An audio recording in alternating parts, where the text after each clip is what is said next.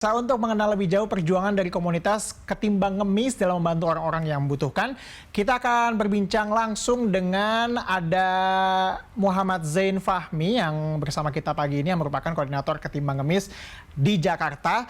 Dan kita langsung sapa pemirsa, selamat pagi Mas Zain, apa kabar? Selamat pagi Mas Reza. Kabar baik, Alhamdulillah. Alhamdulillah. Oke, Mas, kita langsung saja. Ini kan namanya Ketimbang Ngemis ya. Unik sekali sebenarnya dari segi namanya saja. Kenapa dinamain seperti ini dan juga awalnya gimana sih berdiri komunitas Ketimbang Ngemis ini? Nah, Ketimbang Ngemis ya. Awalnya ini yang tadi di-spill di video dari Mas Rizky. Jadi tuh Mas Rizky ini dia tuh ingin sholat Jumat, tapi sebelum dia sholat Jumat dia ketemu sama sosok ibu-ibu penjual perabotan gitu kan. Oke. Nah, mungkin karena posisinya waktu dia mau sholat Jumat, ketika dia mau beli tuh kayak nggak memungkinkan gitu kan, nggak memungkinkan mungkin untuk nyimpennya itu di mana ataupun di mana. Akhirnya dia memutuskan untuk foto dulu kan, dipoto dulu. Akhirnya dia sholat Jumat. Nah, setelah dia sholat Jumat ternyata nenek atau sosok ibu itu udah pergi gitu kan. Mungkin di situ dia kayak ngerasa, aduh, aku nggak bisa bantu banyak. Coba deh aku share sedikit cerita yang aku alami nih. Kayak dia cerita tentang bagaimana dia ketemu nenek itu. Nah, ternyata dari postingan itu viral. Nah, dari situ muncullah inisiatif dari teman-teman berbagai macam kota besar ya, kayak di Jakarta, Bandung, Palembang, Yogyakarta. Kayak mereka mau bikin regional masing-masing, apakah bisa? Ternyata itu bisa. Itu cuma beda 3 hari dari Ketimbang Ngemisnya ini terbentuk gitu. Oke, jadi artinya awalnya di Yogyakarta kemudian menyebar di berbagai tempat begitu Mas. Kalau sekarang ada di kota mana saja nih kalau boleh tahu? Saya nggak hafal banyak ya Mas, cuman yang saya tahu kayak ada Malang, Surabaya, Yogyakarta, Bandung, terus Palembang, Lampung. Oke. Artinya sudah cukup Makassar banyak lah ya, sudah iya. cukup banyak di luar Yogyakarta dan juga Jakarta ini salah satunya. Kalau untuk bagaimana cara bekerja gitu, membantu, tadi kan dikatakan bahwa membantu orang-orang yang sudah tua, kemudian juga yang membutuhkan. Kalau cara bekerjanya sendiri gimana sih Mas di lapangan ini, komunitas Ketimbang Ngemis? Untuk cara bekerjanya, kita menerima kiriman dari followers atau dari teman-teman di luar. Kayak dia nge-share ke akun sosmed kita nih, misalkan kayak dia nge-share tentang Solia penjual balon di daerah Lubang Buaya misalkan. Nah, nanti dari hasil sharean followers itu, kita tim dari Ketimbang Ngemis Jakarta, kita terjun, kita survei, kayak kita pastiin ini sosoknya beneran jualan balon nggak ya? Beneran apa kata cerita di Solia nggak ya?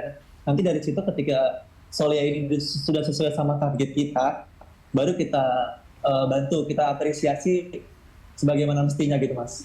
Oke, nah untuk misalnya memilih target orang yang akan dibantu ini, kriterianya apa saja Mas biasanya? Apakah pemberdayaan, apakah dia harus berjualan kemudian kita bisa membantu dengan cara memberikan modal atau apa nih Mas secara detailnya? Kalau untuk dari Jakarta sendiri ya, kita kan bentuknya ini apresiasi Mas, kayak apresiasi karena mereka tuh tidak mengemis dan mereka tuh lebih memilih berjualan daripada ngemis. Jadi kayak target kriteria kita itu untuk lansia di atas 55 tahun dan untuk disabilitas di atas 35 tahun. Oke. Minimal banget dia punya jasa atau jualan yang disajikan gitu kan. Nah, biasanya itu mereka pendapatannya tuh kayak misalkan sehari kayak cuma 30.000, 50.000. Itu kan kalau secara matematika kita nggak mungkin banget bisa hidup selama sebulan ya. Cuman di Jakarta apalagi ya Mas ya, Jakarta kan mahal sekali gitu. Apalagi di Jakarta. Jadi itu yang ya kita berpikirnya kayak ya rezeki Allah tuh nggak hanya sekedar uang aja. Bahkan mereka pun masih bisa semangat jualan walaupun hasilnya pun tidak sebanding kayak mereka tuh jualan harus keliling, harus pikul-pikul gerobak ataupun keliling berkilo-kilometer gitu kan. Untuk 50.000, 100.000 gitu. Dan ini kan bergeraknya itu untuk mengumpulkan donasinya gimana Mas? Apakah hanya via sosial media atau ada platform lain mungkin yang digunakan? Kita untuk galang donasi itu biasanya ini mas, kan untuk sosmednya sendiri Mm-mm. dari Instagram kita kayak kita usahakan banget kayak tiap hari tuh posting sosok mulia. Oke. Nah, itu biasanya tuh karena sekarang udah di tahun ke 8, Tahun 8, oke. jadi kayak kadang followers tuh kayak mereka tuh udah tiap bulan udah menitipkan gitu kayak ini buat KNJ ya, ini buat ini ya, ini buat kakek ini ya, itu kayak karena kita rutin share informasi soal dia kayak itu meningkatkan rasa percaya dari teman-teman followers juga kan. Jadi Oke. kayak seandainya kalau kita nitipin uang kita ke KNJ ya pastinya amanah, ataupun ke teman-teman regional lain pastinya amanah akan tersampaikan dengan sebagaimana mestinya gitu mas. Oke, artinya bahwa ini komunitasnya sudah berjalan selama kurang lebih 8 tahun ya kalau untuk di Jakarta sendiri. Nah ini sepanjang perjalanan ini gimana mas? Sudah berapa orang mungkin yang terdampak gitu? Adanya manfaat dari komunitas ini dan juga mungkin secara matematis begitu sudah berapa banyak dana yang dikumpulkan? Waktu itu untuk dari Jakarta sendiri kita udah pernah membantu sekitar 600 lebih sosok mulia baru sih mas. Oke. Ya. Itu mungkin kalau di total biayanya kayak sekitar 1 M itu ada atau 2 M ya, saya kurang. Wow, oke. Aku kurang tahu lebih detailnya. Intinya untuk sosoknya udah di angka 600 lebih itu.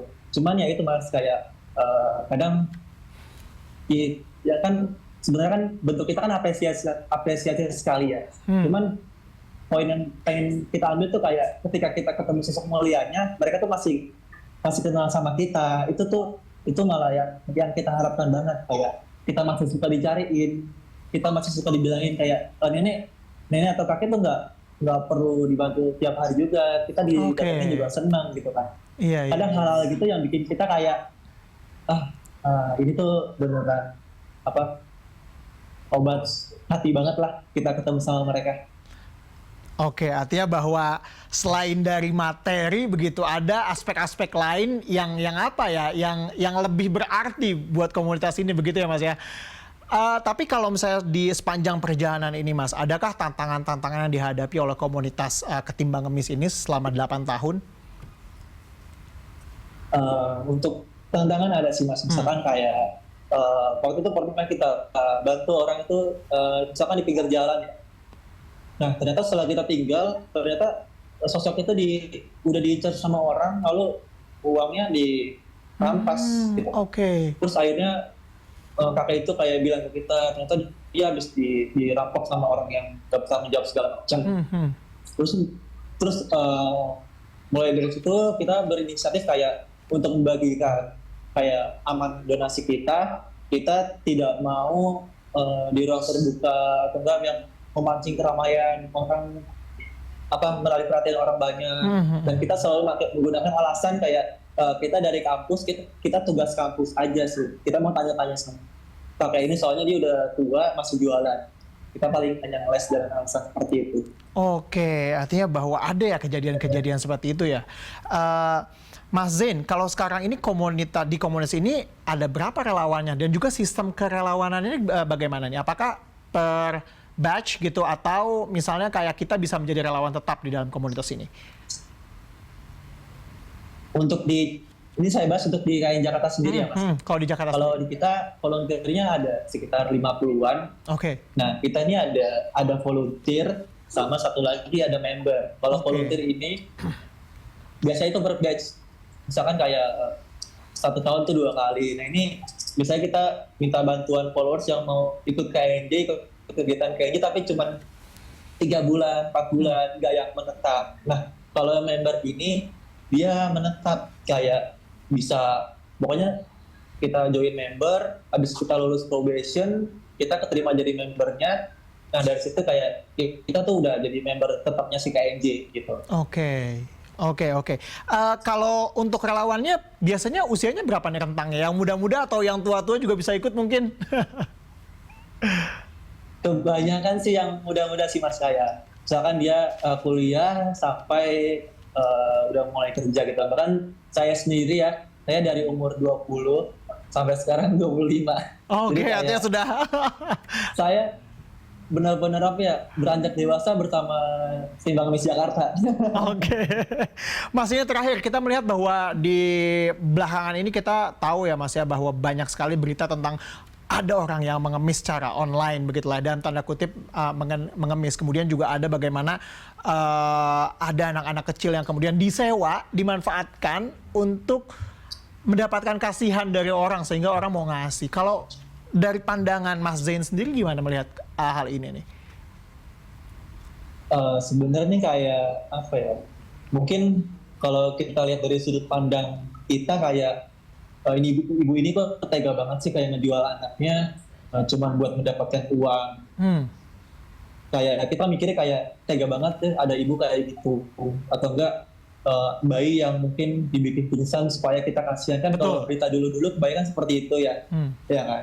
Nah cuman mungkin kalau kita mikirin dari sudut pandang mereka pun bingung kalau nggak gini kita caranya gimana bisa buat makan, gimana kita bisa ngasih makan buat anak kita sendiri. Jadi kayak terkadang kalau saya pribadi kadang suka melihat gitu kan, ketika kita ngasih ke anak kecil yang di lampu merah, suka ngeliat kanan kiri nih orang tuanya di mana, oh ada, dia mantau di sana. Jadi kayak ya kalau di satu sisi mungkin kalau di satu sisi kayak kalau mau kita kasih, mungkin dia pasti dari ibunya akan merasa yang dia lakukan itu benar, karena dia hanya duduk mantau anaknya, dia dapat uang. Tapi mungkin apa ya, poin baiknya dari saya sih ya, mungkin 2.000 sampai 5.000 itu nggak berarti buat kita, tapi itu bisa mungkin membantu mereka lah buat bertahan hidup sampai besok minimal gitu sih ya. Kalau dari komunitas Ketimbang Ngemis Jakarta sendiri, adakah mungkin pandangan begitu tentang bagaimana sih caranya kita bukan memberantas ya, lebih ke memberdayakan masyarakat yang sebenarnya ini masih bisa berdaya dibandingkan ngemis begitu, dengan cara-cara yang agak tidak apa ya, tidak terpuji lah ya kalau misalnya anak harus dibius cuman untuk ngemis begitu ya. Iya. Sebenarnya kayak ini sih kayak sebuah harapan sih, kayak jujur kayak kita pengen banget punya program memperdayakan, kayak misalkan teman-teman di luar sana yang pemulung ataupun pengemis yang di lampu merah itu, kayak kita punya program pemberdayaan buat kita bantu modalin jualan bagaimananya. Cuman kan kita ngerasa kita sendiri tuh nggak bisa, kayak kita butuh bantuan dari pemerintah terkait. Pasti kan ada gimana bagian-bagian mereka tuh yang beneran fokus tuh ke orang-orang yang di jalanan seperti itu kan. Jadi kayak kita kayak harapan saya kita bisa menjalankan program pemberdayaan ini dengan harapan bantu dari pemerintah juga sih. Oke, Mas Zain, terima kasih banyak atas perbincangan kita pagi ini. Tentunya benar ya bahwa upaya pemberdayaan masyarakat, apalagi kaum yang terpinggirkan begitu, itu bisa dilakukan oleh berbagai pihak, tapi juga tentunya butuh dari support dari pemerintah. Terima kasih Mas Zain Fahmi atas perbincangan kita pagi ini. Selamat pagi.